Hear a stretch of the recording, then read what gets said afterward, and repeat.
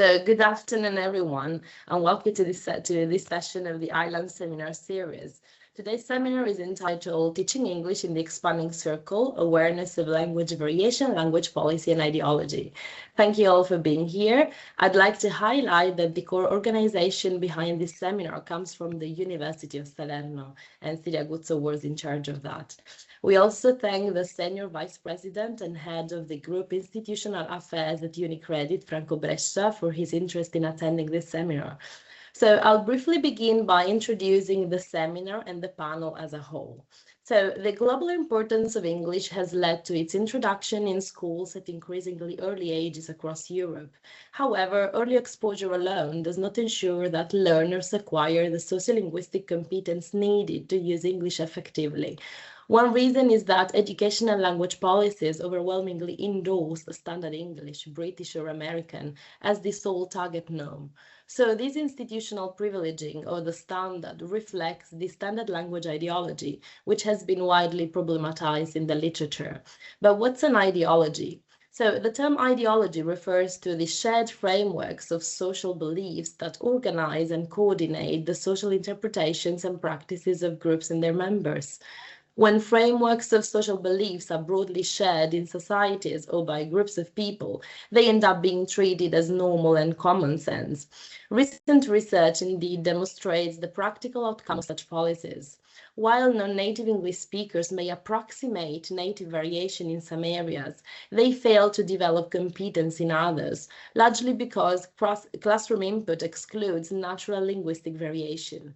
This is why recent research calls for a reassessment of established English language teaching principles.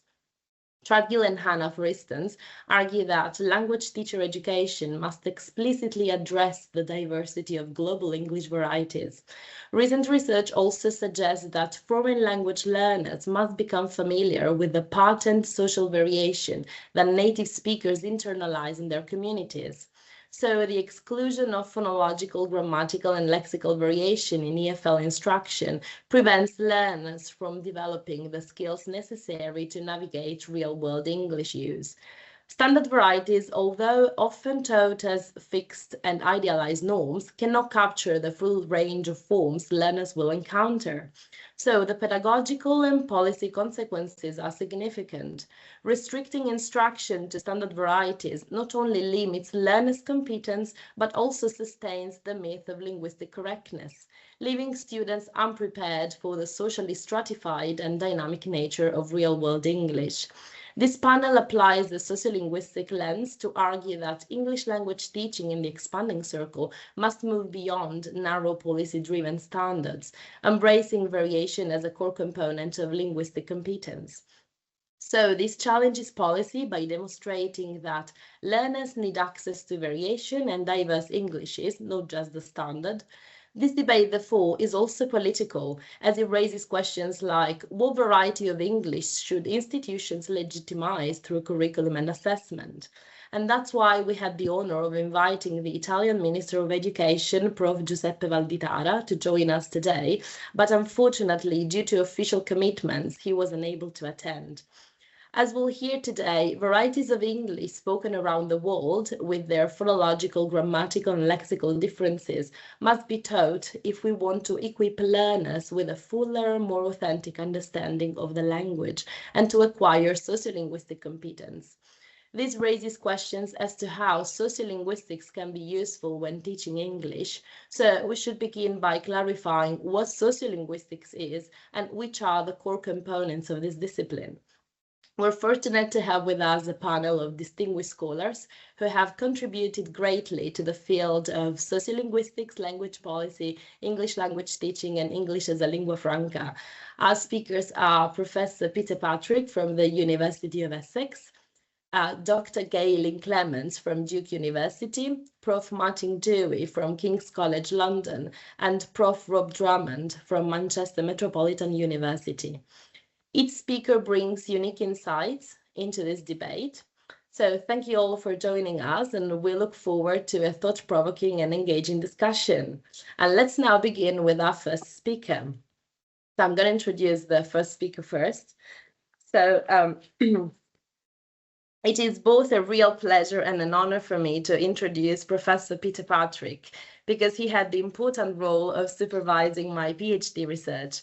Professor Peter is Emeritus Professor of Sociolinguistics at the University of Essex and is widely recognized as one of the leading voices in the field of language analysis for determination of origin, with an impressive body of work that has had significant impact internationally. His scholarship spans language variation, Creole linguistics, language rights, doctor-patient communication, and forensic linguistics. Professor Patrick is the author of several influential work, including Urban Jamaican Creole, Variation in the Mesolect, Comparative Creole Syntax with John Holm, and Language Analysis for Determination of Origin with Monica Schmidt and Karen Swan. Beyond academia, Professor Patrick has made remarkable contribution to public and legal practice.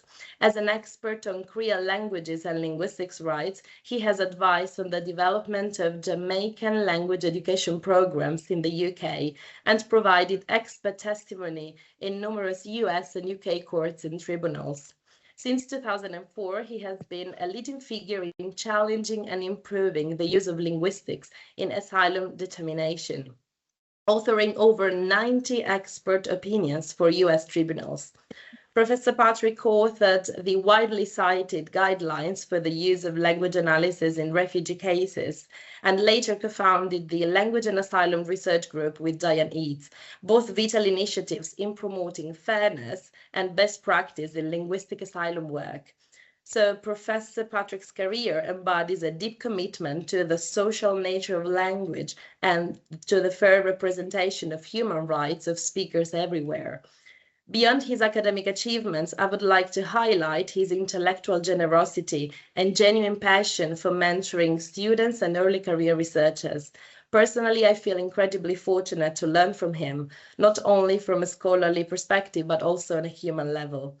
I'm very grateful to have Peter with us today, and I'm now delighted to give the floor to Professor Peter Patrick. Thank you so much, Carmen. It's a pleasure to be invited by Carmen and also by Pasquale on the organization. And I'm also very happy to have worked with you both in recent years. What I'm going to talk about today is very basic for linguists and sociolinguists, but hopefully may be new and interesting to those less familiar with the field. I'm going to be speaking from a single page that I put together years ago for teaching, which I call 10 sociolinguistic axioms. We all remember axioms from geometry. For example, a line is the shortest distance between 2 points. And so these things I'm going to present are not original ideas of mine, but rather things that are widely accepted in the field. So the first one is that when we talk about language as linguists and sociolinguists, we're mainly talking about speech or sign language. That is not writing and reading. Those are secondary technologies, and our main interest is in vernacular speech and vernacular signing. That is the kind of speaking or signing that one learns in the family, in the speech community around us, that we use without stopping to think, that is just everyday ordinary speech or signing. I'm not going to keep saying signing for brevity's sake, but everything I talk about today will be relevant to sign language and signers as well as to speakers. Okay, now children, as we know, are biologically designed to become multilingual. You can't stop it. If you put a child in a multilingual environment, regardless of the languages their parents speak, they will learn to become bilingual or multilingual. It's simply part of our equipment as human beings. It's a good thing, yes? However, acquiring literacy, reading and writing, is best done in a child's mother tongue. Unfortunately, this is not always the case. In fact, it's very often not the case around the world, especially for children who belong to language minorities, ethnic minorities, indigenous peoples, deaf children, et cetera, et cetera.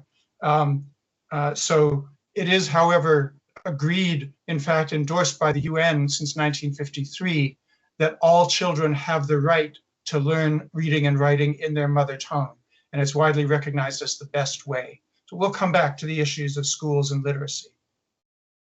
The fourth point I want to make, and by the way, you don't have to write any of this down. Carmen and Pasquale have agreed to share the one page. If you're interested, just email them afterwards. So the fourth point is that all natural languages That includes dialecti in the Italian context. It includes Creole languages. It includes sign language. All natural languages are equivalent in their potential value. What I mean by this is moral, aesthetic, and social. One language is not better than another language or dialect, Creole or sign language in any way.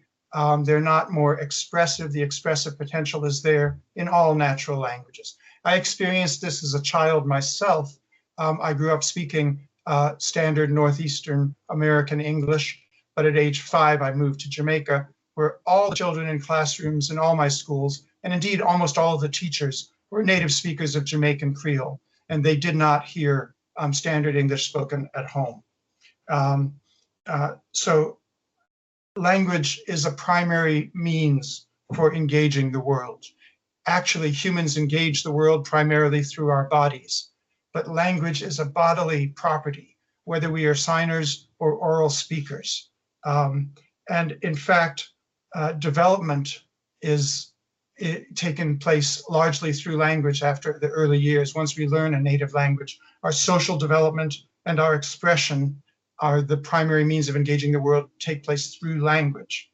Not only that, but our individual personal identity, the unique identity each person has, is largely developed and expressed through language. And indeed, perhaps more importantly, our group identity, the identity of the groups we belong to, the groups we choose later in life perhaps to shift away from or to join, is expressed through language. Now, this brings us to schools and educational institutions generally. They use arbitrary language standards as gatekeeping devices. And I want to stress the word arbitrary. As we've already said, in the eyes of linguists, there is no reason to find one language as better, more efficient, more expressive than another. So the arbitrary language standards in schools are almost always oriented towards powerful languages, standard languages, national languages, and often fail to take account of community languages where in the communities where children come from and speak other languages at home. These gatekeeping devices are designed to reproduce the status quo in society. Now, teachers, individual teachers, obviously have different ideas. They may have democratic aspirations to treat every child equally and bring out the best in them, but the school systems that they work in are almost always oriented to reproduce the status quo socially through standard languages as gatekeeping devices. Because of this, these standard languages and the writing-based norms that schools privilege historically have been used to privilege elite minorities, and they continue to do so necessarily. So indigenous language speakers, ethnic dialect speakers, speakers of foreign languages in a community that doesn't recognize them are left out of the focus of standard language norms and writing-based norms in schools. This brings us to perhaps the most important idea that sociolinguists have recognized and agreed on over the years. And by the way, sociolinguistics is approximately as old as I am. So happy birthday to me in my 66th year, and happy birthday to sociolinguistics in its 60th or perhaps its 7th decade. What we have agreed and recognized over this time is that bias towards or against a language, a dialect, a sign language, a Creole, anything like that, stands in for and reflects bias towards or against its speakers. And this is something that even minority speakers themselves come to accept. They come to accept the dominant societal view that privileges the language that they do not speak at home, that privileges the language that puts them at a disadvantage. And these language ideologies and attitudes, which Carmen has already spoken of, are perhaps the most important forces that we come to recognize through learning sociolinguistics, and that we should be helping to facilitate a challenge to as sociolinguists.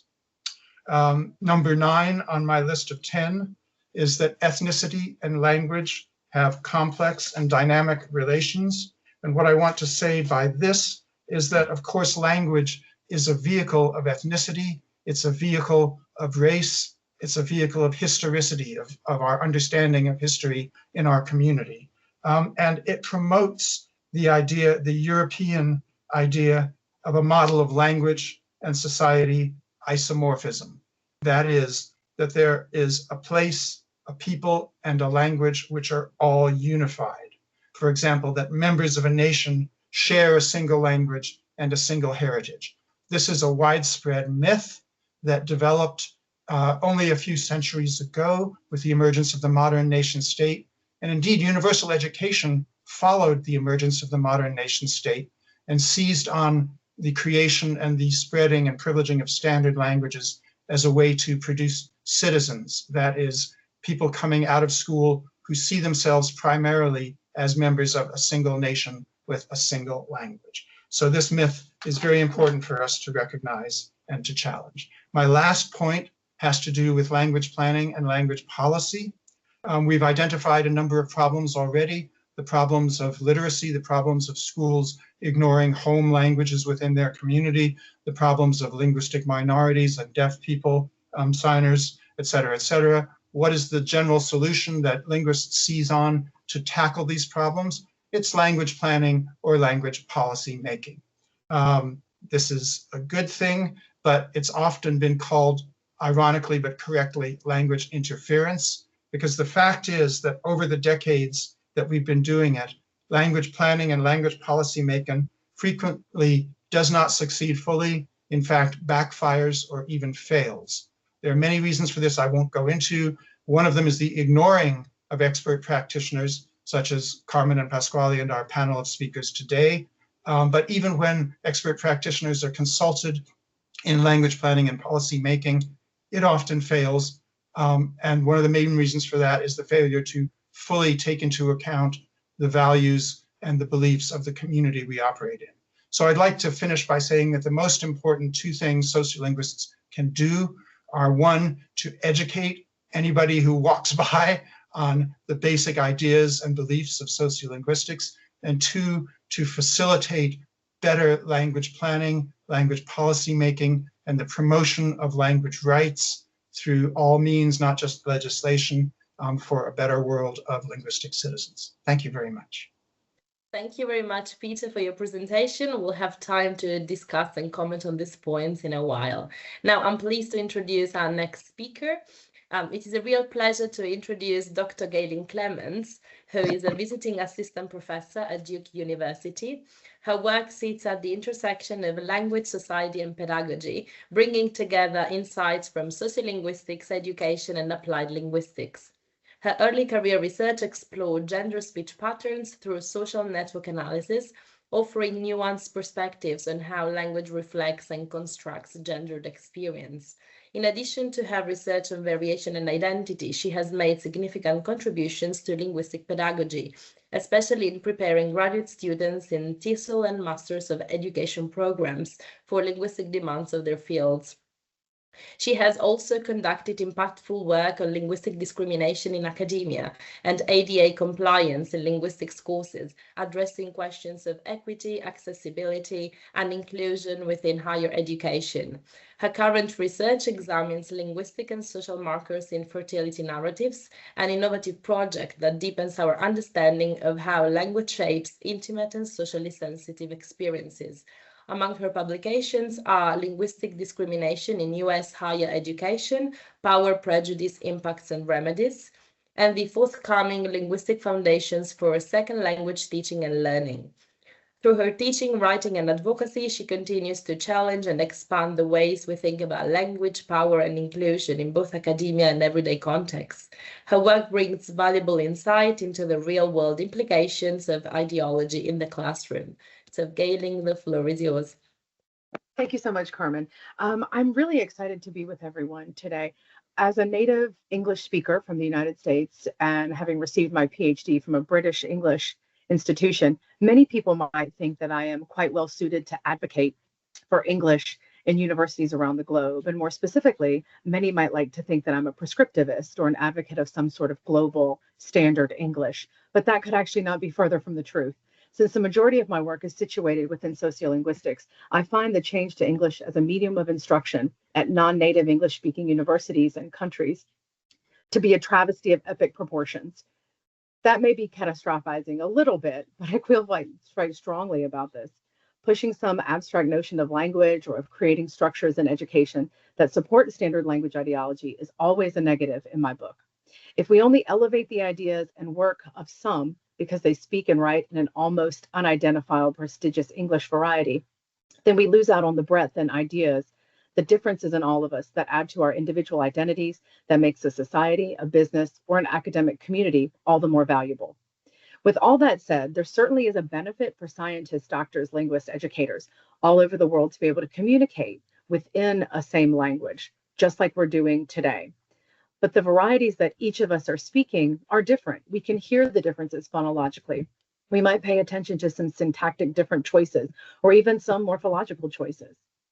Let me give you some scenarios. I am going to share my screen in just a moment. I'm just going to read these out, but the other ones you'll be able to kind of read and follow with on your own. So this first scenario comes from a friend of mine who teaches at a high school here in North Carolina in a rural area. And she is quite a user of a Southern dialect and accent. So this is what I recorded her saying, and I'm going to say it in her voice because I didn't get permission from her to play the recording on this session. Hey, y'all, come on in, get in your seats. Everyone turn to page 59. Kyla, would you read the first paragraph for the class? And if you hear the phonological monophongization of Kyla for Kyla and for come on in, things like this create a very Southern accent and a very discernible features that speakers around the world can hear are not specifically standard English. Let me read to you what I said when I recorded myself the other day at Duke, just to see how I intro a course. Hello, everyone. Please come in and take your seats. We have a lot to do today. Yes, fall break is next week, but we must finish our work and discussions for this week. Let's break down the McWhorter article. So get out your Post-it notes and put your positive and negatives on them and place them on the board under the relevant headlines. I also am a user of Southern English at many points in times in my life, and even during my tenure at Duke University. But often the way I begin a class is different than the way my friend does.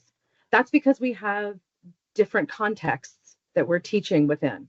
One is in a more rural community with a dialect that those students that she's teaching are going to recognize, understand, and follow. My students at Duke come from lots of different places, from around the United States as well as from around the world. And it is important to use a dialect that they will all understand. Now, was the words that I chose and the structure that I used, it was not the most academic or the most formal I could have selected. There is some kind of balance that I try to draw in my courses. Variation in inner circle countries like the United States happens when we begin to look around, when we begin to share with each other, when we begin to do things like that, when we consider context, structure, and identity. So this first slide is from another inner circle. You can kind of look at the whole thing. What is really important about this slide is the focus on prescriptive differences in schools. It's highly apparent in inner circle and outer circle examples. So at the top of this slide, can I please go to the bathroom? Even when a student is being intentionally polite with please, the can you response that seems a bit smarmy, perhaps from an instructor, seems nitpicky. We can nitpick the terminology used in an evolutionary linguistics article and what it means, but maybe we shouldn't nitpick may versus can in an educational environment. Of course, what we know from research is that these slight differences don't actually win a speaker praise out in the real world or in the wilds of speaking English in varieties of places. It's nitpicked in academic settings because many instructors and professors view themselves as gatekeepers. Just as Patrick said, we open those gates to let some in when they speak the same way we do, and then we close those gates to keep others out. For the next slide. The situation discussed at the top of this image about where and when it's appropriate to use one's native language, in this case Hindi, is only in Hindi class or outside of school. It's not appropriate inside of school. But what that does is it diminishes the cultural and social value of Hindi. It diminishes the business value and even the political value of Hindi for speakers, particularly in an outer circle area when English was a colonial language with an oppressive and violent history. As we move to expanding circles, this is just some interesting sort of headlines that I found when I Googled and I'm more familiar with Japanese English education, particularly their new program that they instituted in 2020. So I chose Japan for the expanding circle. Because English does not have a negative colonial past as far as a history in the expanding circle countries, it can potentially give rise to some positives, particularly within education. Studying a language as a foreign language that may have a specific purpose in your country or culture compartmentalizes it. This language often shows up in predictable places and is not specifically tied to a cultural preference or identity. It's based more on socioeconomics, such as international trade or maybe work in a specific field like technology or science. When a foreign language and a native language are used by speakers side by side, as in a code switching situation, speakers are often not stigmatized for using their native language alongside English when they're doing tasks, even at work or in school, like note taking for themselves. We might perceive that both languages are valued equally. We might see more use of a native language in the majority of other social encounters outside of those predictable contexts. And we also might expect to still hear or find local identities and a particular speech community's values preserved in this more equal or bilingual type of social setting. But correctness and stigmatization are always around. They're always there to rear their heads and to create division. Diane Davies' research in the early 2010s suggests that some countries in the expanding circle have begun to develop distinctive ways of using English, which often result in the language that has increasingly important functional range in these countries. It's also then becomes a marker of social identity, of correctness, of value, right? In many of these contexts. That identity is then viewed more positively by other speakers of other varieties of English in those expanding circle countries. It's associated with attaining a good or a higher education, which results in a higher socioeconomic status, more opportunity, and often even in a higher perceived ability or intellect ability. So while English didn't have a colonial past in these expanding countries, its use and expanding use in these countries continues to fracture speaker groups and speech communities. Higher education's embrace of English as a medium of instruction in many places is a response to business and government desires to increase opportunities and economic advancements. But that financial growth comes at what price? English certainly was highly praised and used and touted as a way to make Singapore a powerhouse economically, and that has happened. But what has also happened is English is now not just a language of business or education. It is the most prominent language in Singapore. In the past, it was used just for administrative issues. It was a unifying force for those contexts or predictable places, but it has taken over. And in the words of Yong Sen Wen, Singaporeans have shed their Oriental heritage because of it. In 2016, even BBC reporter James Harbeck reported on Singlish, which is Singaporean English, and the fact that the government of Singapore was trying to suppress that variety because it was not standard enough. The ideal standard English is somehow floating around in some ethereal, imagined space. We're constantly grasping for it. Some of us get closer to reaching it. Many of us never do. Singlish is neutral. It's valuable between members of different ethnic groups in Singapore. It's a central expression of Singaporean culture. It's creative, and it's loaded with references from the variety of cultural backgrounds of Singaporeans. It's thought of by many, though, who use it as bad English. By using terms such as good and bad, we stereotype praise and stigmatization, and that arises around the users, pigeonholing some speakers to lower societal positions and lower ability to attain educational levels. This last slide is a mirage of research and images and some titles of research that I found online in the past year or so. So standard language ideology supports the belief that there is some single correct or superior form of a language, and that those who speak that form are somehow more intellectually capable, socially capable, and they're more valuable or worthy in some way. We know as linguists that is not the case. That is not true. All varieties, all languages have value and worth, and they have different usefulnesses in different contexts with different speakers. But this standard language ideology creates a hierarchy of varieties within one language, and even a hierarchy between languages, in which the native language often plays second fiddle.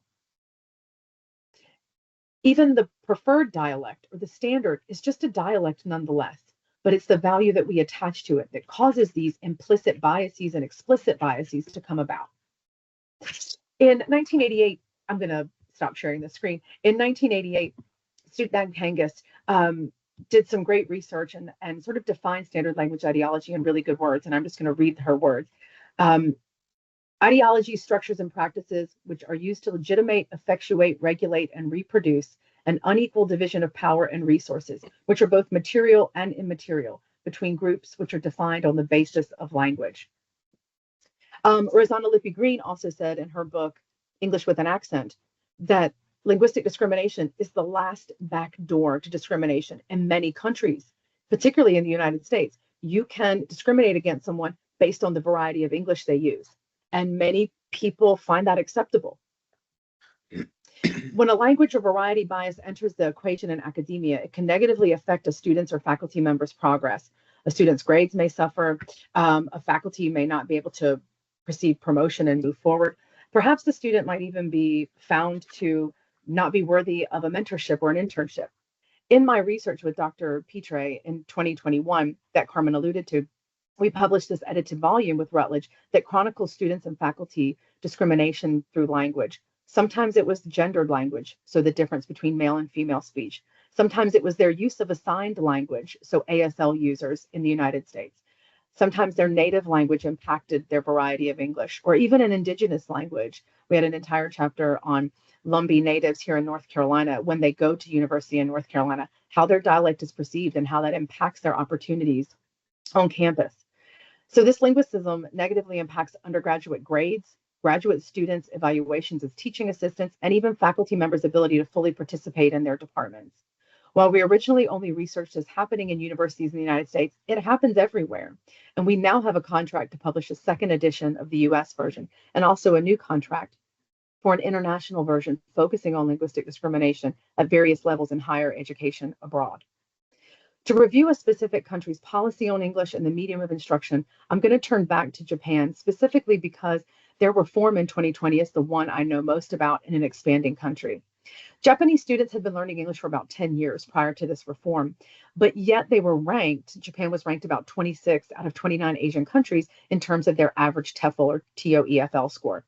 The traditional approach to English education in Japan focused on memorizing terminology and vocabulary and grammar. Those things might be quite helpful for written communication. But as Patrick mentioned, what we're really concerned about as sociolinguistics is oral communication or signed or manual communication, what we're using the most or the majority of our interactions with others. So what they've now decided to do in this new curriculum is to focus what they're calling communication on practices. So this should bear out in the research that their movement is able to help students move forward as well as others as they age. So now that communication will be emphasized through revised curriculum guidelines, these things will include things like interactive activities. Particularly for younger students, it'll include using English when they play outside or when they're doing play inside. That type of real-world task will promote active engagement and authentic language use, which is highly important to achieving something closer to the standard, but also, as Carmen mentioned, to being able to understand the value of varieties of English within a native language speaking country or outside of that.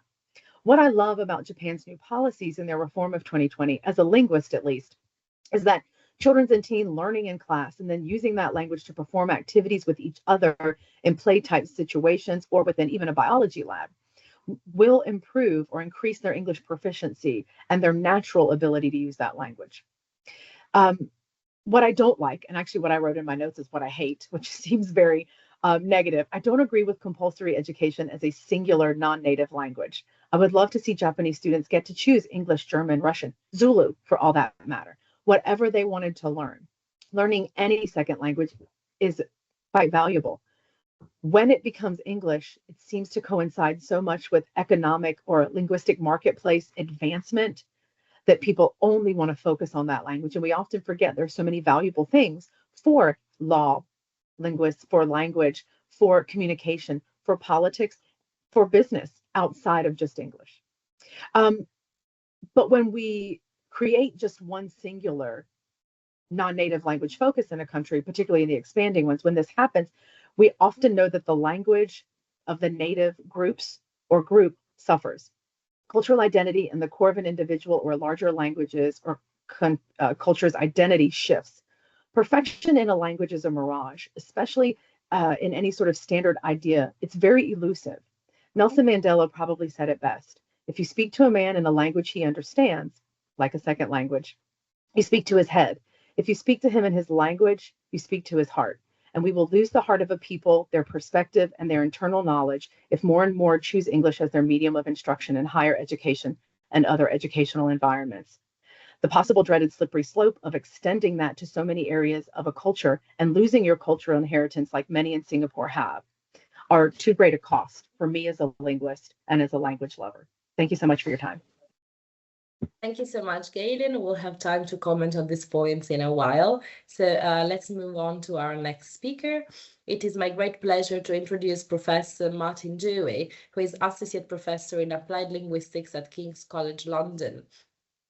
Professor Dewey taught English as a second language in Italy, Mexico, and in the UK, gaining extensive classroom experience that continues to inform his research and teacher education work. Over the years, he has trained and mentored language teachers across a wide range of pre-service and in-service programs, as well as several projects focused on continuing professional development in language teaching.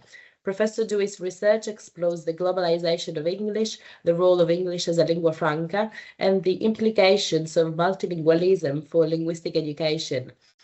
His work offers important insights into how multilingualism perspectives reshape our understanding of language, communication, and teacher education in a global context. He is particularly interested in how multilingualism influences language ideologies, teacher attitudes, and critical pedagogy, prompting educators to reconsider traditional assumptions about what it means to know or teach English today. Professor Dewey has presented and published widely on these topics. His work includes Analyzing English as a Lingua Franca, a corpus-driven investigation with Alessia Kogo, and the Routledge Handbook of English as a Lingua Franca, co-edited with Jennifer Jenkins and Will Baker.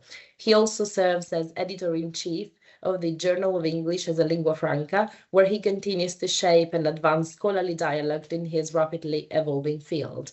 Martin, the floor is yours. Thank you very much, Carmen. Thank you for your introduction, and thank you for inviting me to take part in this session. It's a pleasure to be here. So what I thought I would do is just start with a very quick sort of overview of English as a lingua franca research and how that's kind of developed over the years and shaped my thinking, and then sort of summarize where I feel we are now in relation to take-up of a global Englishes or English as a lingua franca perspective in pedagogy. So in the last sort of 25 years or so, we've seen a wealth of lingua franca research findings, but still we see relative dearth of teaching resources.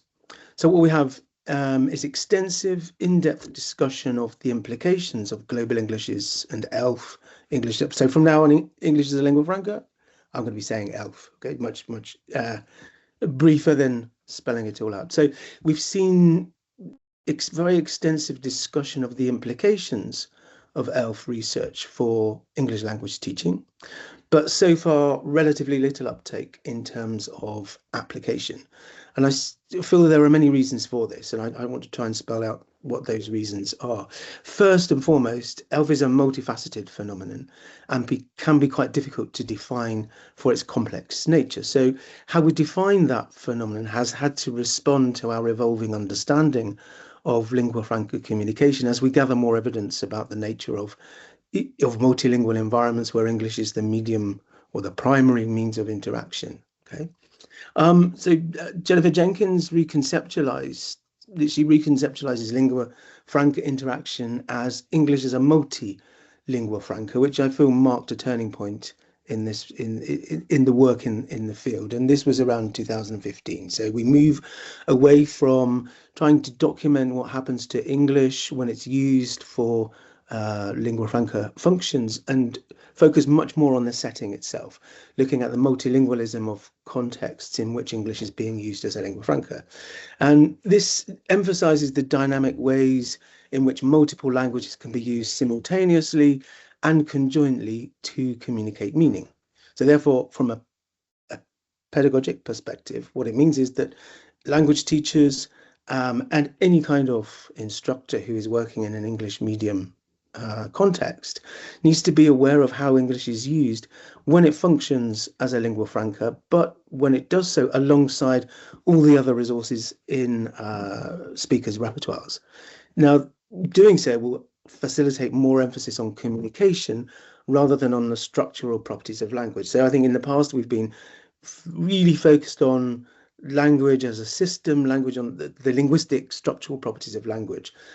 In order to move beyond standard language models where authentic use is being predominantly defined in relation to native speaker norms, we need to understand that multilingualism and what happens in multilingual contexts. So for me, an informed perspective where teachers might be drawing on an understanding of Global English's research will provide learners and teachers with valuable information regarding the language resources and strategies that speakers use to achieve effective multilingual transcultural communication.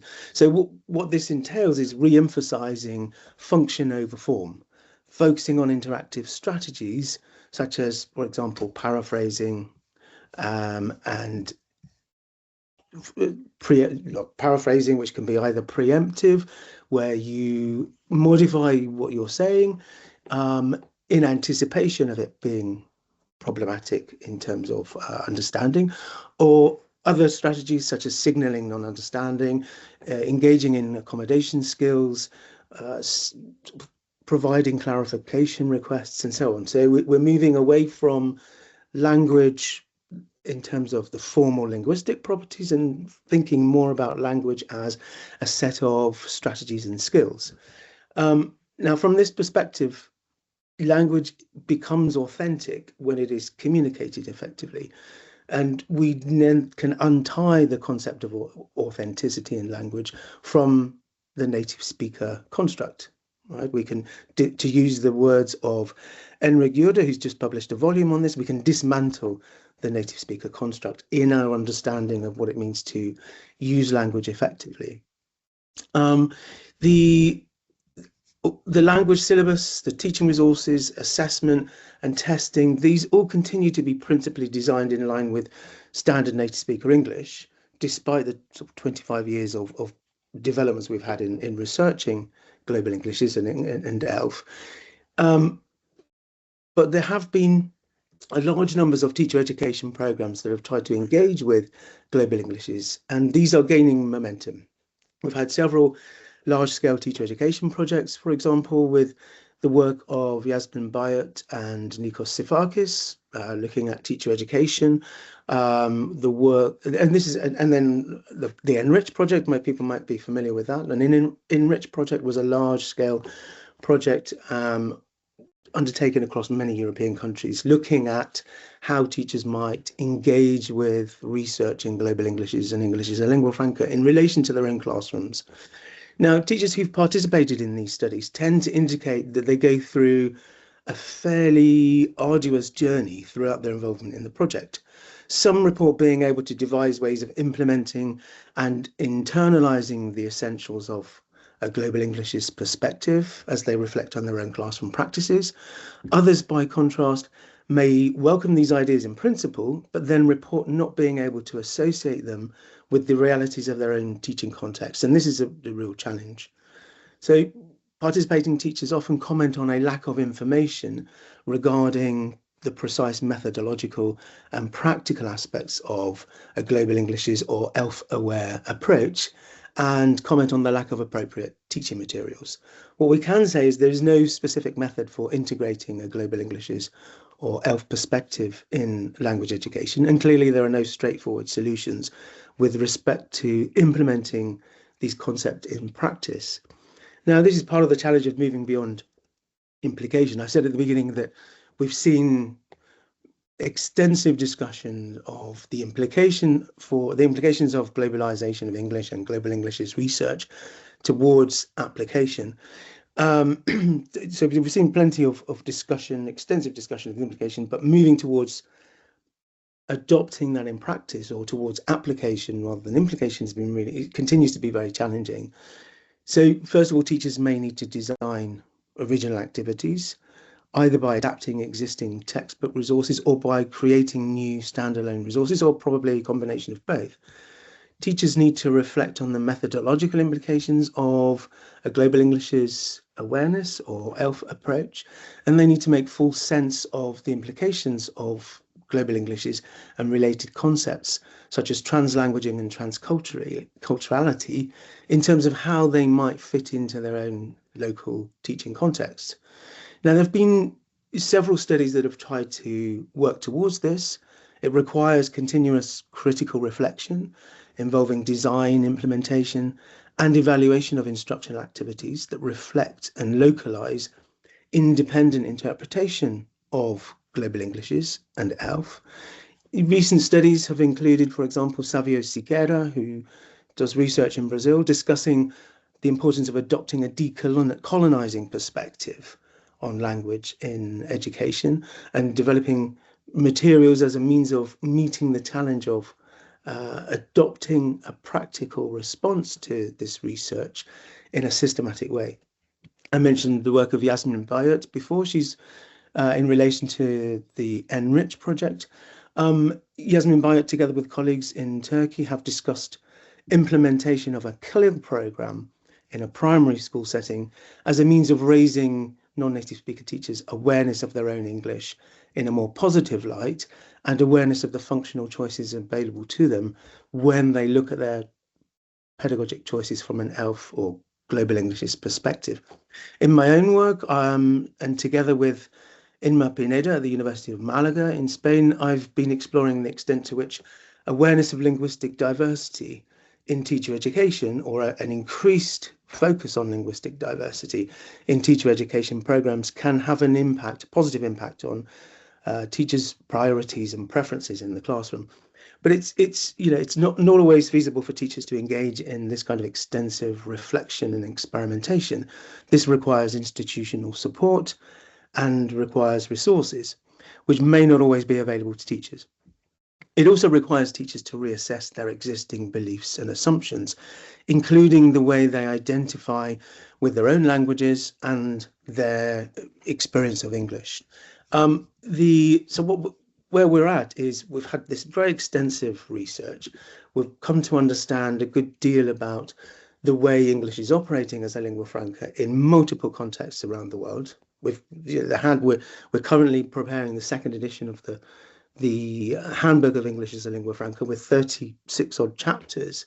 So there's a lot of work being done, but we're still in education context. We're still in largely operating in systems where standard English is the only English that's seen as valid in the classroom setting. So I think the main reason for this is infrastructure. So published materials are all in standard English. Teachers have widely available resources. There's institutional support from government education departments, agencies such as the British Council, the US State Department, Cambridge University Press and Assessment. These all operate with standard English and promote standard English, right? So the infrastructure is there for standard English. That represents quite a challenge to move beyond a sort of norm, if you like, a normative perspective on language. Familiarity is another reason why we continue to have standardized language focus. It's what we're used to, right? Teachers and learners are exposed to standard English through broadcasting, through public documents, media, literature. It's what we've all learned in school. And so going beyond that can be unsettling because it's unfamiliar.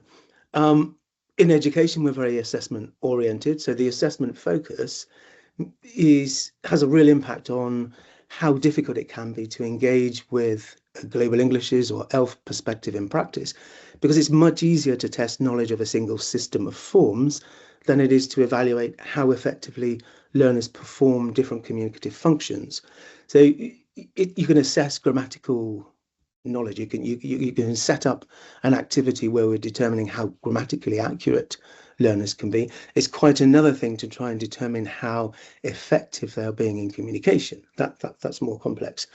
Academic and professional expectations mean that we we need standard English for attending universities. It's the language of business English in commercial settings, but also social prestige is very important. Right? Standard English is associated with higher socioeconomic status and power. It's widely valued by learners, by parents, by key stakeholders. And it's difficult to move beyond that and assign similar prestige to non-standard varieties of the language. This connects very much with what other speakers have said so far. However, I still feel that we need to push for this. Right? We still need to try and move beyond this very norm-based understanding of language in the curriculum. So, first of all, adopting a standard English model, what you're doing is presenting learners and teachers with an unattainable idealization of language, where we use terms like mastery of the language, and there's no such thing. There's no such thing as mastering a language, right? And what this does is it creates a deficit model where we're measuring how far learners fall short of that ideal, rather than focus on their communicative successes. And I think we should do more of the latter, focus on communicative success. Standard English, I feel, is contextually inadequate and inappropriate in many local, especially multilingual, expanding circle contexts. Idioms and culturally specific expressions, for example, of native speaker British or American English, are simply not relevant in these settings. Really importantly, it marginalizes non-native English speaking teachers. So insistence on standard English undermines teacher confidence. Most of the world's teachers of English are non-native speakers of the language, right? This has the effect of reducing non-native speakers to perennial language learners and depriving them of recognition as legitimate language users in their own right. We've made a lot of steps forward in kind of acknowledging that, but it's still a challenge. And I think a standard English model where we are focusing simply on a restricted number of standard language norms is unrepresentative of English in the world. Many native English speakers do not consistently use standard English. It's a prestige minority variety, right? We all have local accents and use local dialects, so may feel undermined by emphasis on standard English, which implicitly devalues our own ways of speaking. Increasingly, learners are also exposed to different kinds of English, so standard English can seem very alienating, especially when taught through cultural contexts and practices that learners and teachers find difficult to identify with. And then, this goes back, the final point I want to make, and this goes back to something I've already said, but just to reiterate that, the standard English model promotes form over function. So insisting on standard English places high value on language forms, but at the expense of the functions these forms were evolved for, right? So language is not developed as an autonomous system, but as a means of achieving communication, a means of achieving complex tasks in complex social settings, for expressing who we are, what we feel, and what we think. Normative language teaching has subverted this, promoting accuracy over fluency. And what I found a lot in my research is that teachers are very willing to engage with Global English's research and ELF research in principle, right? So they think, yeah, this is really important stuff. I do a lot of work to promote a critical awareness of language, knowledge about language in teacher education, to the extent that participants in research studies will identify very positively with their own English, but only up to a point. It tends to be that they identify with English in complex ways. So personally, they identify as speakers of English and feel very confident and value their own English, but then do not make that final step of seeing their English as a viable model in the classroom, because we've still got the dominant standard language ideology preventing that from happening. I could go on, but I'll stop there. I think there is a lot that we can do to try and move further forward and have more application than simply discussion of implication. But I'll stop there. Thank you. Thank you very much, Martin. We'll comment on this point in a while. I'm now pleased to introduce our next speaker. So it is a real pleasure to introduce Professor Rob Drummond, who is Professor of Sociolinguistics at Manchester Metropolitan University. Professor Drummond is widely recognized for his dynamic and accessible work on accent, identity, and social meanings of language, exploring how the way we speak connects deeply with questions of inclusion, representation, and belonging. His latest book, Your All Talk, Why We Are What We Speak, provides an insightful examination of how our voices convey and shape our identity. Since 2019, Professor Drummond has led Manchester Voices, a landmark project investigating the accents, dialects, and identities of people across Greater Manchester. Alongside this, he co-runs the Accentism project with my dear friend, Dr. Amanda Cole from the University of Cambridge, a powerful initiative that raises awareness about language-based discrimination, prejudice, and stereotyping. Before these major projects, Professor Drummond's research examined youth language and communication in alternative education settings. Professor Drummond also has a remarkable record of public engagement, working with the media, schools, and community groups to bring sociolinguistic insights to a wider audience. Most recently, he served as a member of the Commission on the Future of Oral Education in England, contributing his expertise to national conversation and how we value and teach spoken language. Across all his work, Professor Drummond combines a scholarly rigor with a passion for making linguistics matter in people's everyday life. Rob, the floor is yours. Well, thank you very much. Thanks for that introduction. So I'm actually going to keep this quite brief, and it reflects a little bit. It kind of bookends what Peter started with at the beginning in terms of being quite general around sociolinguistics. But I do have a specific kind of call for action at the end, and it really ties in very nicely with what we've just heard as well.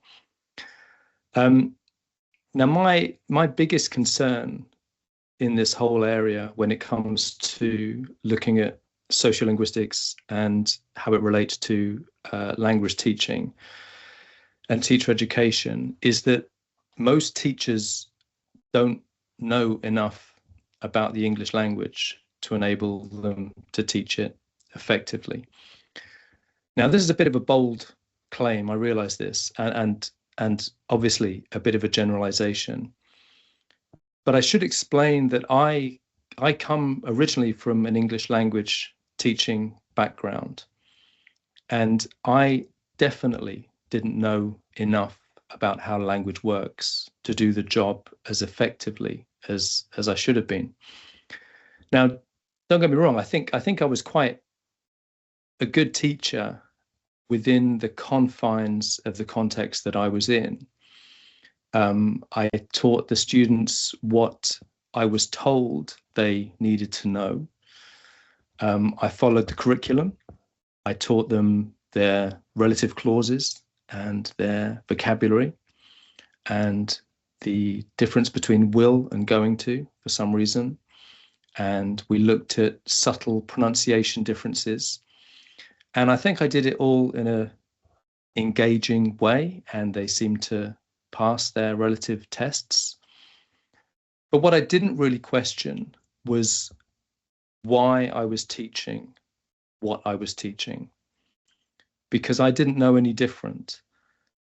And in many ways, I was the ultimate stereotypical native speaker teacher, white, middle class, from the south of England, with a native implicit knowledge of how language works, of how English works, and almost zero explicit knowledge when I started.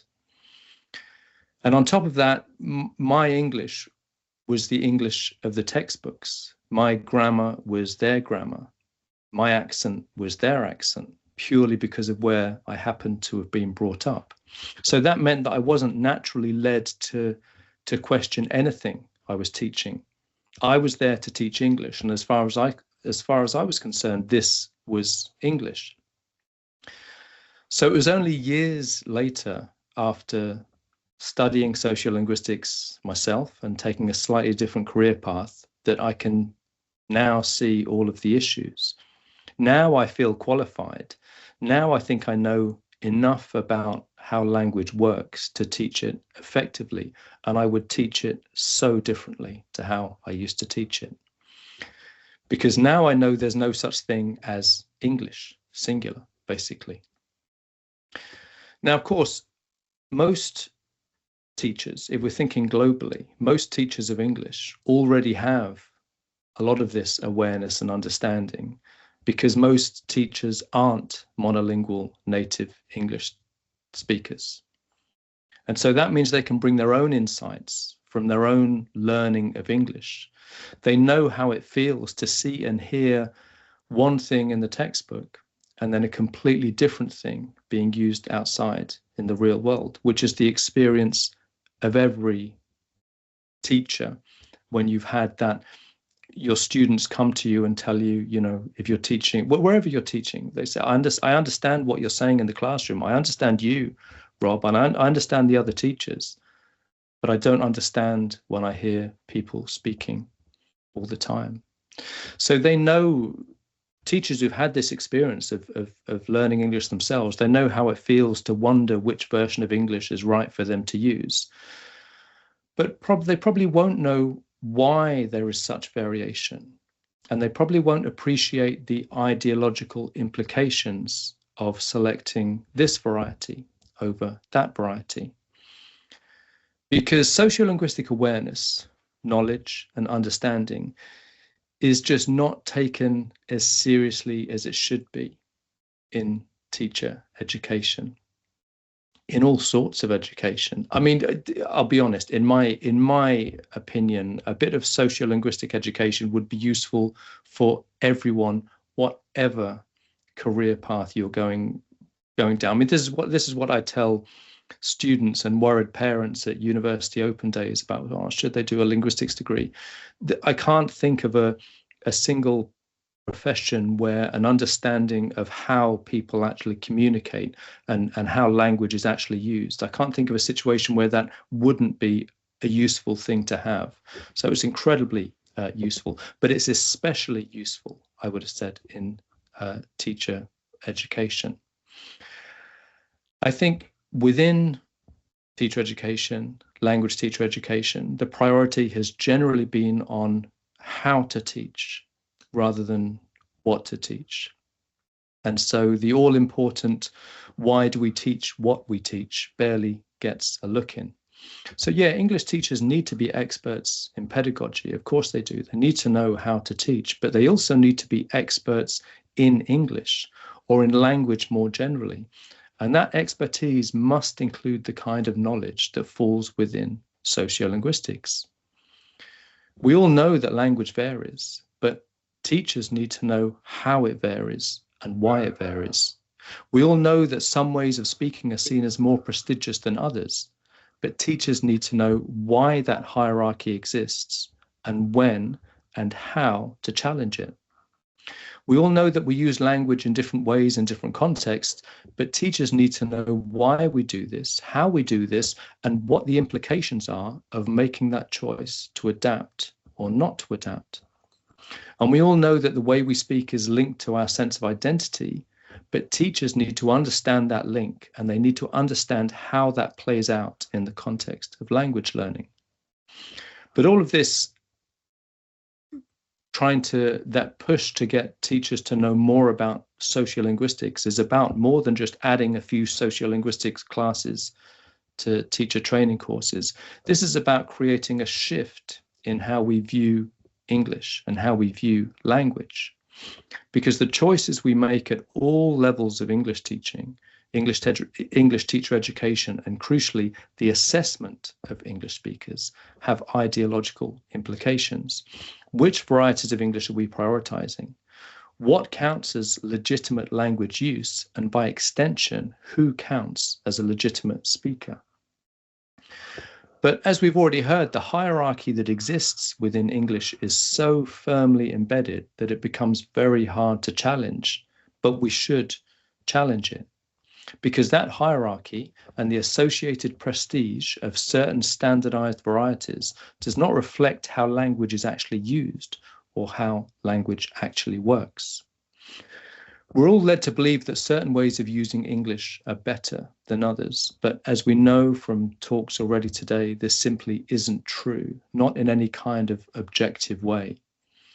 The fact that some varieties are seen as educated and some are seen as lazy is linguistically nonsensical, as is the prejudice that can come from those judgments. And in expanding circle context, this prejudice can become internalized. Teachers and learners often measure themselves against unattainable native speaker norms, feeling permanently less than.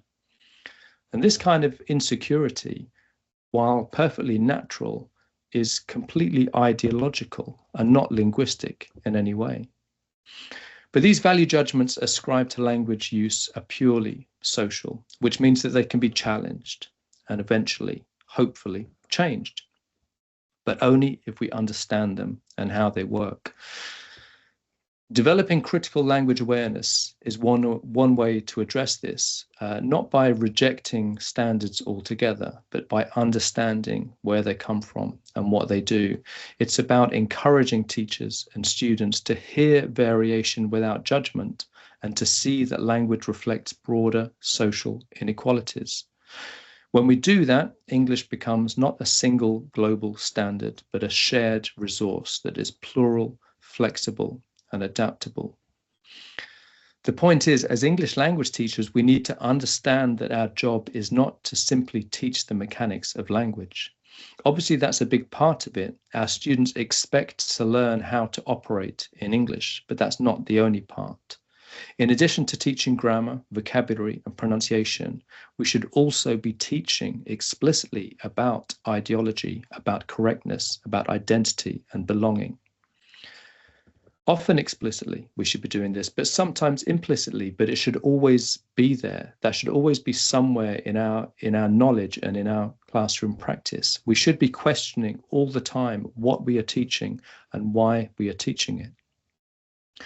But in order to do this, we need to first develop our own sociolinguistic understanding, and we need to help place that understanding and awareness at the very core of the industry and practice of English language teaching.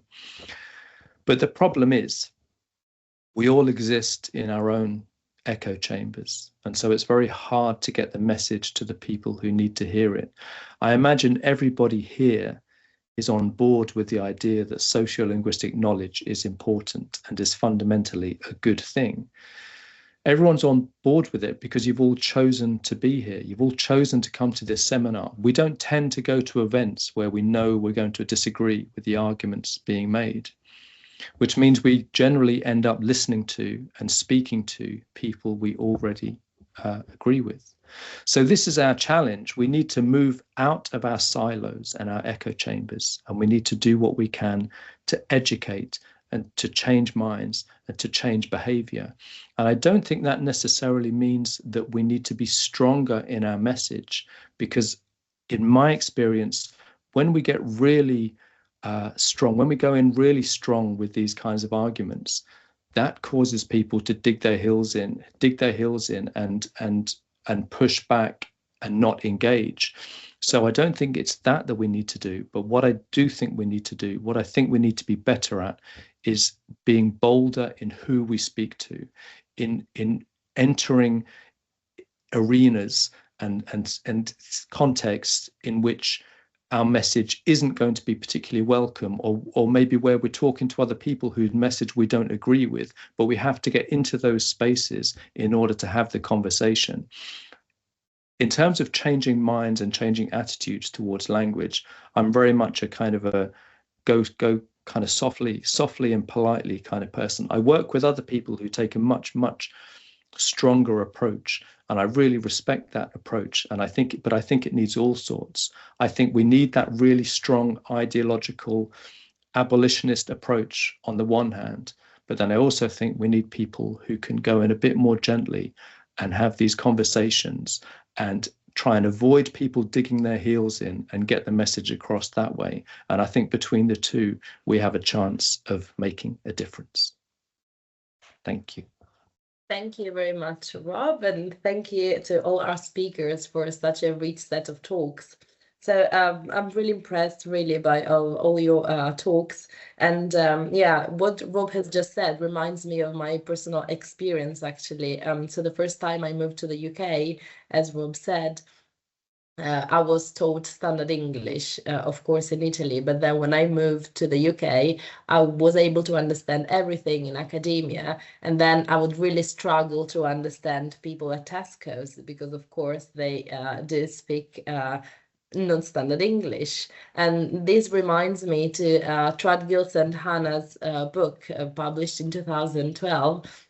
They said that foreign language learners face difficulties, especially in terms of pronunciation, when they move for the first time in the US or in the UK, of course, because they are they face difficulties because I mean, the English spoken there, of course, we know it's not standard English, being a minority.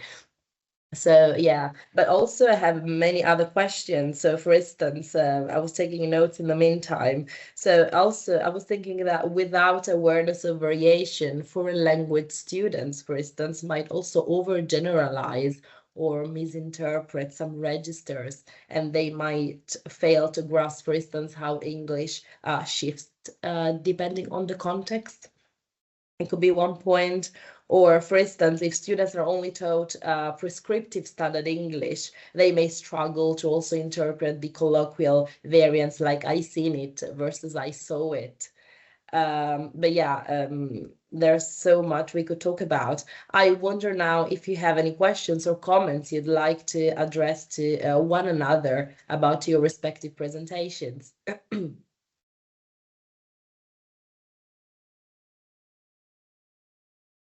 So, Peter, I have a question for you. At the beginning of your, one of your last point was about language planning, right? Where you said that sometimes, frequently, language planning fails or backfires. So, could you please expand a little bit more on that? Because in my mind, like, if we have a language planning, so if we make a plan on a curriculum, so if we decide to take more English varieties to be taught in a classroom, for instance, how and in what sense could this backfire? If that's a sensible question. Okay, I might not be the right person to answer exactly that, Carmen, because I don't have much experience of working in language planning myself. Most of what I know is what I've read. However, as a Creolist since the 1980s, I did, and also as someone who grew up in Jamaica for 10 years in the 60s and 70s, I did watch language planning fail and fail and fail and fail in Jamaica for a long time. And then in 2000, I was at a conference of Society of Creole Linguists in Kingston, in Jamaica. And I was sitting in a session that wasn't actually part of our conference. It was called by the Ministry of Education for Jamaican teachers to come to the university campus from around the island and listen to what the ministry had to say about teaching standard English and Jamaican Creole. And of course, Jamaican linguists since the 1950s, since Beryl Loffman Bailey, had been talking about Creole and talking about the challenges of learning English from a Creole speaking background and so on. And John Rickford and other people have been talking about this. And as far as we could tell, the ministry wasn't listening at all. They didn't change anything. But in 2000, I was actually sitting there with John Creel and John Singler and a few other well-known Creolists. And the speaker from the ministry was putting out all of these things that we linguists and Creolists had said for 50 years. And it was wonderful to hear it. Of course, they didn't quote any of us. They didn't mention the word linguistics at all. They simply said, yes, you know, we think it's important to take the child's home language into account. We think teachers should be able to use some of their own Creole language in the classroom alongside standard English, et cetera, et cetera. You know, sort of very baby step stuff, but still the most fundamentally important things, even though they were baby steps. And so it had filtered through. Why had it filtered through? Well, I think one reason is that the University of the West Indies, there's 3 universities of the West Indies, one has a campus in Jamaica, and they all actually brought linguistics and Creole studies into their programs. But in Jamaica, to get a degree in English, in a modern language, or in philosophy, you had to study some linguistics because they were all in one department. And people like Mervyn Allain and the other wonderful linguists in that department made it part of their mission to teach basic linguistic ideas to everyone who came through their school of philosophy, language, linguistics, whatever it was called. And so I think it had filtered down into the university educated strata of society pretty well over a number of decades. Another thing I would mention, I agree with Rob's idea that sometimes the softly approach is the best way to persuade people. However, in post-colonial contexts like Jamaica, there are also quite a lot of people who have an anti-colonial attitude, who think it's time to change the way that things have been for centuries, who want to make radical change, who want to go against, in this case, the British slaver model, et cetera, and who are willing to listen to and promote radical ideas once they learn them. And so I think these are the kinds of things that went into the readiness to change policy and practice around language in Jamaica. I can't document that, but that's my impression. And yeah, that's really all I have to say about it. But I want to especially thank Rob for not only for that idea, but also for sharing his own experience and how his experience didn't lead him initially to the right places and how he learned from that. I think that's so important. And we have to understand that's so important in our students and in the teachers we train as well. That experience isn't always a perfect guide to where we think they should go or they think they should go. But eventually, if you think about it, it can get you there. So thank you for that, Rob. Thank you so much, Peter. I see that Gaillynn has got a question. Well, actually, I wanted to add to what he was saying, particularly from the policy standpoint. Here in the United States, if you're not familiar with, you can look up in the 1970s, there was a parent group that took the Ann Arbor School District in Michigan to court for not teaching their children standard English. It happened again with the Oakland Unified School District in the 1990s, and the term Ebonics came out of that from African American English users. And what happened was those courts that went to judges and court systems and linguists testified and were part of the debate in magazines and newspapers that people were reading across the country. But what happened was a misunderstanding by the general populace and by the education planners in those areas themselves. So the court systems in Ann Arbor, Michigan, and in Oakland both said you must offer standard education to these students, but then they never said how they should do that. And someone like Angela and John Rickford, as a married team that works in dialect readers, particularly that work well and have shown a lot of promise in research with younger children, learning different dialects or different languages and being exposed to that, they were never actually bought and used in any of these school systems, even though we know that they likely would work. So part of it has to do with money. So when language policy planners at your larger countrywide, county or district or statewide or province, whatever you use, when it actually filters down to the classroom, there's really not. They just teach this, say that, do this. You must teach the difference between can and may, but nobody, like Rob said, nobody actually says why. And even the National Council of Teachers of English here in the United States put out a statement years ago that mirrors what Peter was talking about, that it was this entire statement about how educators should value the home varieties, dialects, or languages of their students. But again, it gave no specific policy guidelines on how they would do that within the classroom. So we often have this language swirling and surrounding, but then it doesn't actually translate to anything usable in a classroom. I, like Rob, started out as a teacher. I taught 4th grade, so 10, 11-year-olds here in North Carolina when I first graduated. And I took one linguistics class at the University of North Carolina at Greensboro, and it was called Linguistics for Educators. And we actually looked at things like the Oakland Unified School District hearing, because that came out in the mid-90s when I was doing my undergraduate. And we looked at the Ann Arbor case and we did those types of things. But that linguistics course was the only one that had education credit, and it was not required. So you could go through the entire education department, get your degree, take the praxis test, go teach in a classroom here in North Carolina, and never have had a linguistics class ever. And so even I did some research a few years ago and presented at LSA about the fact that looking at 100 universities in the United States, 2 from every state, some public, some private, none of them, no school had multiple courses of linguistics. Several schools, particularly more private schools, had a variety of linguistics courses, often a syntax class or phonetics of Spanish, phonetics of something else for language teachers. But there was no general sociolinguistics required across an entire state, or even a system like the SUNY, the State University System of New York.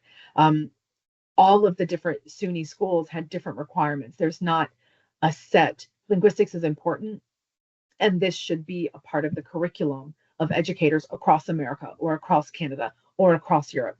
And so people say these things, and sometimes lawmakers say them, but then there's no actual interaction between the education schools at universities and between teachers on the ground. Yeah.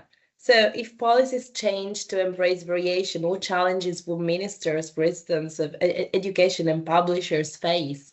Because we've got global Englishes. So what the struggle they would face, for instance, in the expanding circle in deciding which goes into the curriculum.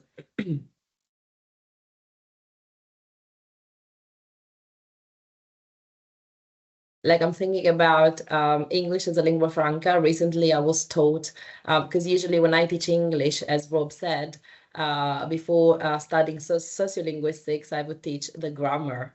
And then I try to understand that we need to give like a broader background to the students. We have to teach them what variation is. And what he said about insecurity is true. Sometimes I ask students how they feel if they knew that maybe somewhere in the UK there is a geographical area where people drop S, because Italians usually tend to drop S at the third singular person, and they tell me we'd feel less stupid. So I think it's really important to, for them to understand and to know variation also on this perspective. But personally, I have the feeling, and in my classrooms, I experience that they want to know about variation, but then they want to study standard English because the final test will be on standard English. So I mean, I'm not sure, Rob, if you experience the same thing when teaching international students. Yeah, I definitely do. And I think this is a really important issue. And I think it's very easy for us to forget this. So it's all very well us saying this is how it should be, ideally. But we've always got to remember what the learners actually want. And of course, why they're learning English, which is crucial. But it's what they want, and it's the same. It's a very similar situation to another area of my work when I deal with when I was talking about the Oracy Commission and just generally more. It's a similar thing, really. We were just arguing for more awareness and spoken language education in UK schools. Just for basically, I was arguing for, again, more sociolinguistic understanding within their English classes. And I was giving a talk in a similar thing to this, really, a kind of a panel, and a teacher there pulled me up on it, and he, quite rightly, and he said, well, it's all very well you saying this, but the parents, so the school he was at,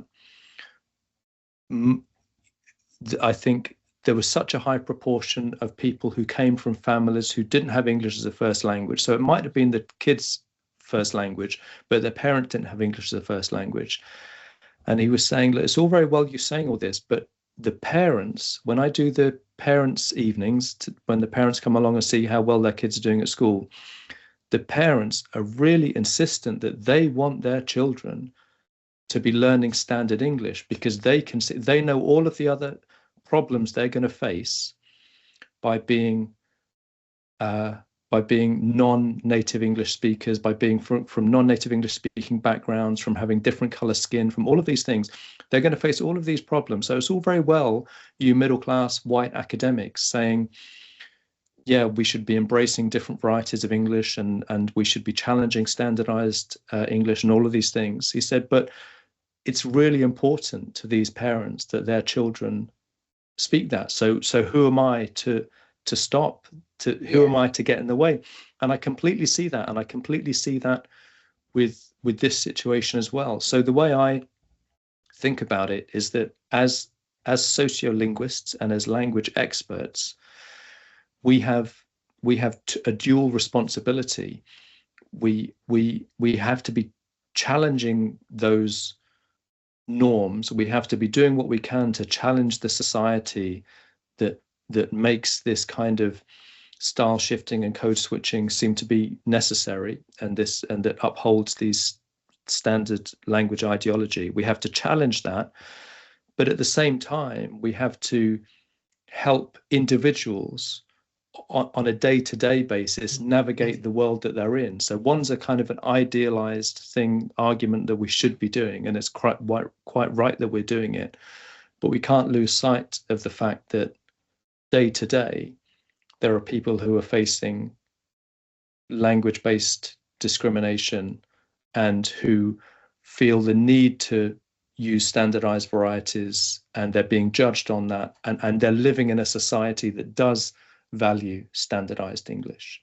So we have this kind of dual responsibility, I think, to deal with the day-to-day practicalities of helping people navigate an unequal world, but at the same time challenge the big ideas that are making that world unequal. So I think and we can't lose sight of that, I think.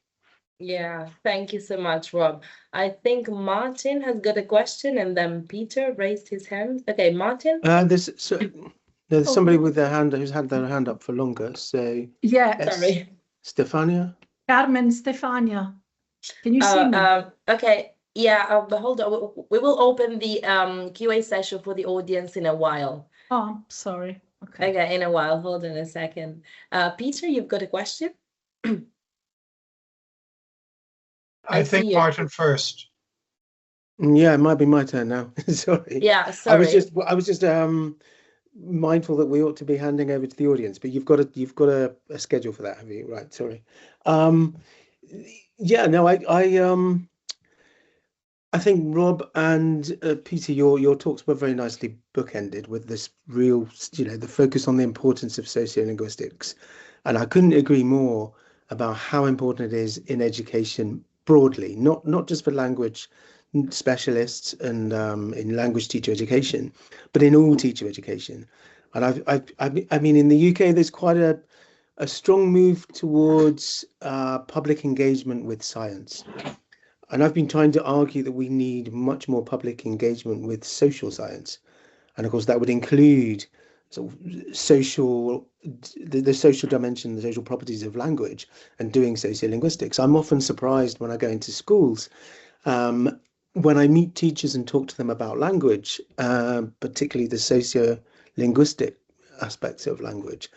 I'm surprised by how little awareness there is generally about this. And I think it's become, I mean, I've been doing this for 25 years, trying to engage people in sociolinguistics, principally in teacher education, but also beyond that more broadly. And I think it's more important than ever that we do this in the current climate, in a situation where we have the kind of narratives we have in the UK and in the United States about immigration. The rise of populism, protectionism, nationalism means that diversity and complexity are not at all tolerated. We have a very hostile environment for trying to understand diversity, cultural diversity, linguistic diversity. Public opinion is manipulated against migration, and as a consequence, it's manipulated against non-elite multilingualism. So the world is even more focused on sort of promoting an elite standard than it was when I started doing research in this 25 years ago. I think I'd like to share some of the things I do with teachers. Some of you may be familiar with a book edited by Peter Trudgill and Laurie Bauer, Language Myths. So one of the things I do with teachers in schools to get them thinking about language from a sort of decolonial perspective is to present new language myths where instead of, the Bauer and Trudgill volume contains myths such as, so the myths are sort of popular misconceptions about properties of language. And one of the myths in the Bauer and Trudgill volume is the meanings of words should not be allowed to change, right? So I build on that and I present myths related to the current focus on, or norm-based focus on English language. So these myths would include things like, and they're deliberately provocative. So yes, take a gentle approach, but be deliberately provocative as well in order to initiate a critical language reflection. I say things like native speakers provide the most suitable language models, and I'm presenting that as a myth. I'll get my audience to discuss that. Things like another myth might be grammatical accuracy is essential for effective communication. And these are all designed to engage people with current beliefs and assumptions about the nature of language, and to do so from a critical perspective. But it can be very frustrating. It feels like, yeah, we're really up against it at the moment in the current climate that we have, where none of this kind of thing is appreciated or valued. That sounds a bit negative, it's a bit doom and gloom. But no, I think it's true. I think it's absolutely true, but I think it's good. It's really good to not lose heart and just keep going. And I think my point is that even that just I completely agree in terms of being, I would say, being polite and a little bit kind of softly and quite gentle, but in a provocative way. Yeah. That's like to me, that's the perfect way to do things, as long as there are other people doing the more kind of radical stuff. And I think, like I say, that combination works. But I think we mustn't lose heart about the effectiveness, because if you listen to the more radical people, they say that won't do anything. That's just, we've been doing that for 20, 30 years and nothing's changed. And I get that, but I also think that you only have to change if you change the right minds. If you change certain minds, then that will hopefully snowball, and other people and more. You change the minds of people who have influence, and that can help as well. But I completely agree with all of that, and also about the awful state of sociolinguistic education within the UK. And a lot of it can be put, this is very UK centric, sorry, but it can be put, the blame can be put at the door of GCSE English language, which is a nonsensical qualification that has no actual English language in it. And it's not until they get to A level, which for non-UK people is like 16 to 18, when we have the UK system has you have to narrow your choices in an alarming way. If they happen to choose English language A level, then suddenly they're exposed to all the fantastic things that linguistics has to offer. But the chances of them making that decision are sadly very slim. Okay, Peter, I think you've got a question.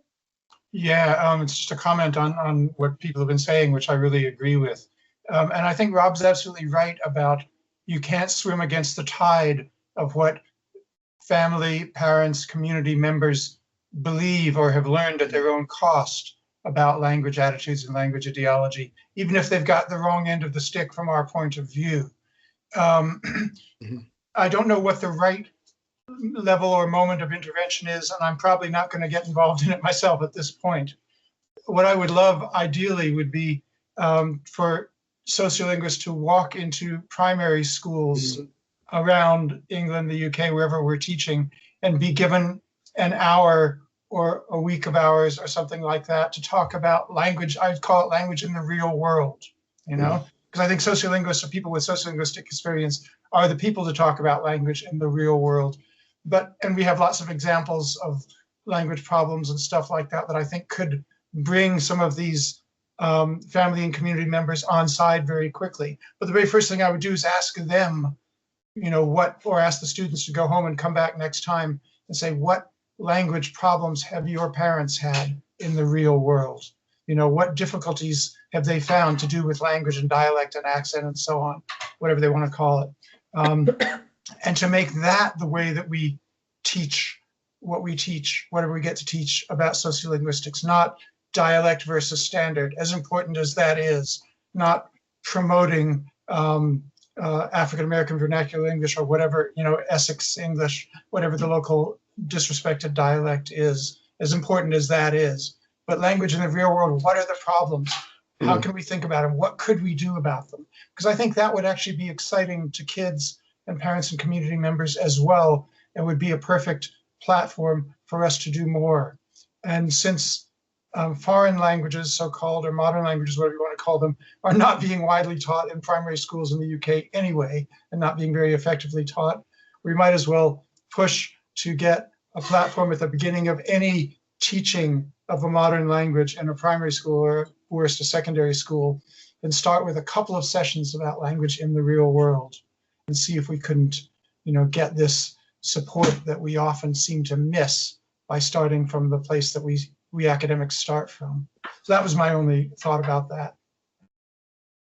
Yeah, that's really interesting, Peter. And I think that could also be applied abroad, because even in primary school, like, students still learn only standard English. Just if you take at a graduate level, if you decide to study languages, then in that case, you're mostly, you are more likely to be exposed to variation because you're taught dialects and accents, but only if you do that. If you decide to take any other degree, you're only taught standard English. So then you travel abroad, and then you face difficulties in understanding what people are saying, actually, based on my personal experience. But yeah, I think this is really interesting. I'm wondering if you have any other question to ask one another before opening the QA session. No? Okay. So many thanks to our speakers again. We'll now open the floor to questions and discussions from the audience. Please feel free to raise your hand, or maybe if you could also write your questions in the chat. There was a question before, Stefania. Yes, good afternoon, everybody. I apologize for coming in late, but I had a meeting with the teachers of my son, Yasin, from middle school. So that's why I was late. So I only heard part of Rob's presentation. Thank you very much, which raised a lot of issues to me. I teach English and translation at the University of Messina in Sicily. And I teach sociolinguistics in the third year of students who do modern languages, English with another language. And what I like to share what I do with my students, just to make them aware, first of all, of the fact, that they are multilingual speakers. Despite the fact that Italian speakers tend to be monolingual, we start working and reflecting really on the fact that most of them speak dialect. So that means that they're already bilingual.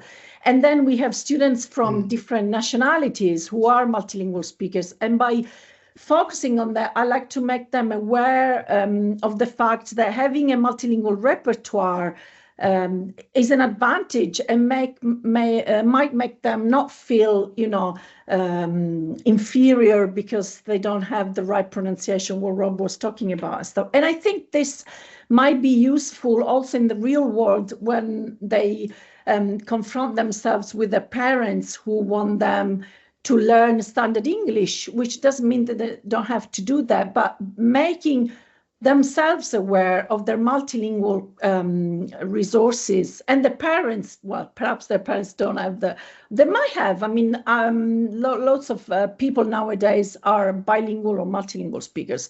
So I think that changes the perspective, and it's really important, and puts English and Englishes in its many varieties into place in the current world. But it's also true that we have to deal with teachers, and teachers are, I think, very conservative, unfortunately, when I find myself talking to them. And so the focus on multilingual speaking is very useful, and I'm a member of an association which has just been formed this year, the API Forum, you might have heard of it, the Association of the Plurilingual Speakers. And we've had a conference in Rome, so you're welcome to join if you're interested, which focuses not only on the awareness of the fact that many people are multilingual speakers, but also on plurilingual teaching, on having courses where you teach language skills like English and French, and even in the assessment and having exams with two languages working together. So that's just what I wanted to share with you in my experience.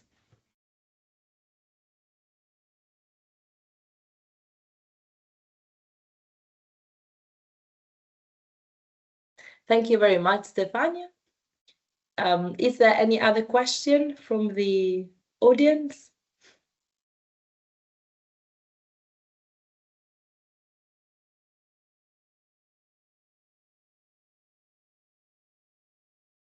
Okay, no questions. Okay. So thank you again to all our speakers for a truly stimulating set of talks. Your insights have deepened our understanding of sociolinguistics, English language variation, and ideology. So this seminar has reminded us that teaching English is never a neutral act. It is embedded in our social and political and cultural realities.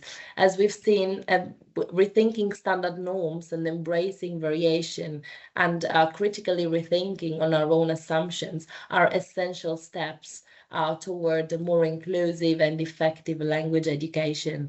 So on behalf of the I-LanD Research Center, I thank you once again for your time, your questions, and your engagement.